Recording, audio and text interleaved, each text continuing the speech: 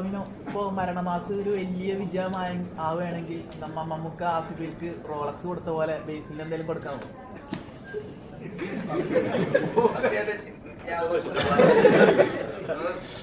ഒരു പഴം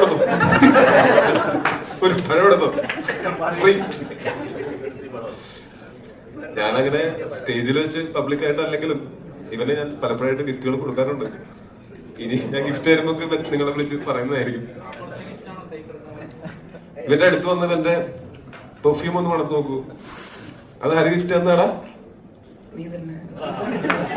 അതായത് ഞാൻ ഇവന്റെ അടുത്ത് ഞാൻ വെറുതെ അങ്ങനെ പറഞ്ഞു. അതായത് ഈ ഗൾഫിലൊക്കെ ഉള്ള നമ്മുടെ സുഹൃത്തുക്കളുണ്ടെങ്കിൽ അവർ വരുമ്പോൾ ഞാൻ ചോദിക്കും നമ്മുടെ പെർഫ്യൂമിനൊക്കെ എന്താ വില എന്ന് ചോദിച്ചു കഴിഞ്ഞാൽ അവര് നമുക്കൊരു പെർഫ്യൂം ഒക്കെ മേടിച്ചോണ്ട് വരും എന്ന് ഞാൻ ഇവന്റെ അടുത്ത് പറഞ്ഞു. പിന്നത്തെ ആഴ്ച ഞാൻ ദുബായിക്ക് ഏതോ പടത്തിന്റെ ARMന്റെ പ്രൊമോഷന് പോകാൻ സമയത്ത് ഇവൻ അവിടെ പെർഫ്യൂമിനൊക്കെ എന്തായിരിക്കും വില ഞാൻ വന്നപ്പോ മേടിച്ചു കൊടുത്താണല്ലോ.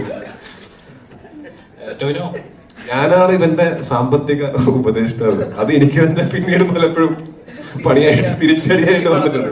ഈ പടത്തിൽ ഉൾപ്പെടെ എനിക്ക് തിരിച്ചടിയായിട്ട് വന്നിട്ടുണ്ട്.